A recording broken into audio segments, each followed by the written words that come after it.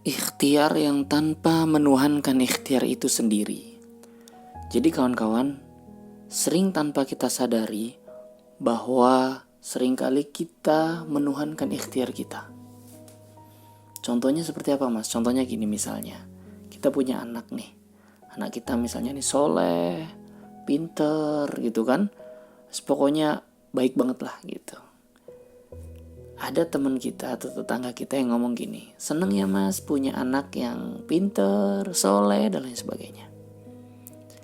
Nah kita sebagai orang tua bilang gini, ya iyalah bu, itu soleh itu karena usaha saya yang sedemikian rupa. Nih teman-teman, kalau kita menjawab seperti itu, secara tidak langsung, kita itu sedang menuhankan ikhtiar kita. Atau yang parah gini teman-teman, enak ya pak sekarang tinggal ungkang-ungkang kaki, udah dapet duit, usaha di mana-mana, perusahaan udah gede, enak ya pak.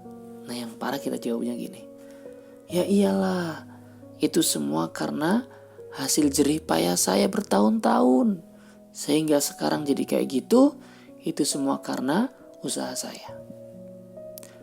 Masya Allah Bapak Ibu sekalian, kalau kita menjawab seperti itu, tanpa disadari, kita sedang membuat Tuhan dalam diri kita, yaitu ikhtiar kita sendiri.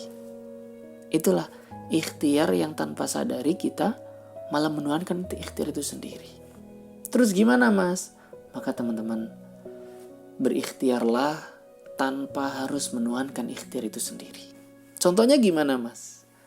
Saya mengambil contoh dari kisah Bang Sulam. Kalau teman-teman pernah dengar kisahnya Bang Sulam itu, yaitu tukang bubur naik haji. Bang Sulam itu pengen mengajikan siapa? Orang tuanya, ibunya terutama. Nah, Bang Sulam ini pengen mengajikan ibunya. Maka secara tidak langsung, Bang Sulam ini udah praktek poin 1 PPA. Yaitu apa? Meluaskan niat. Dia udah gak mikirin dirinya, tapi dia udah memikirkan orang lain. Poin 1, centang. Poin yang kedua, dia ikhtiar.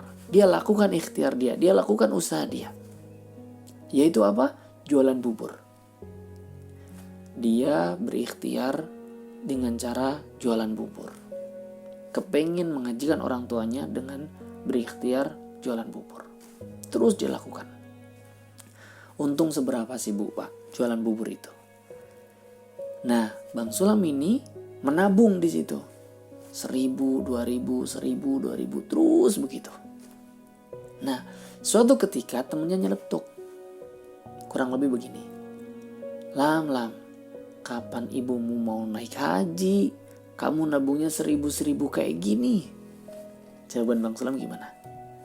Hei, yang menaikkan ibu saya ke tanah suci, yang memberangkatkan ibu saya ke tanah suci, ini bukan uang ini, tapi Allah yang memberangkatkan ibu saya ke tanah suci. Lihat Bapak sekalian, Bang Sulam tidak menuhankan ikhtiar dia. Seolah-olah dia cuma berikhtiar, yang memberangkatkan ke tanah suci adalah Allah.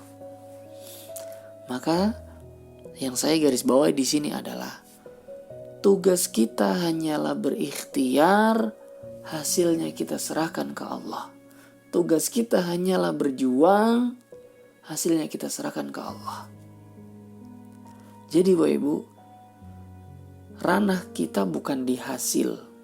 Ranah kita itu di ikhtiar kita. Tugas kita hanya berikhtiar, sebatas ikhtiar. Hasilnya kita serahkan ke Allah.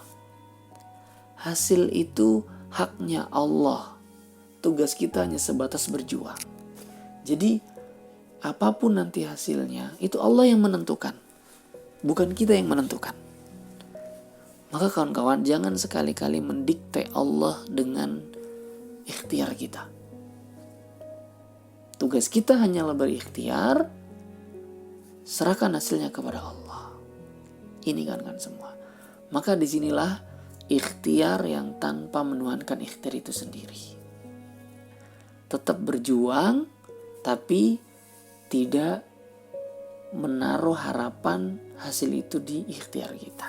Masya Allah Bapak Ibu, akhirnya Bang Sulam bukan hanya menghajikan ibunya, tapi bisa memberangkatkan seluruh keluarganya. Ini kawan-kawan, ketika kita sudah mempunyai niat yang luas, kemudian kita berikhtiar, ikhtiar kita tidak tidak menuhankan ikhtiar kita sendiri itu, kita serahkan ke Allah hasilnya, Masya Allah, nanti Allah akan berikan jalan terbaik buat kita. Itu kan semua insya Allah.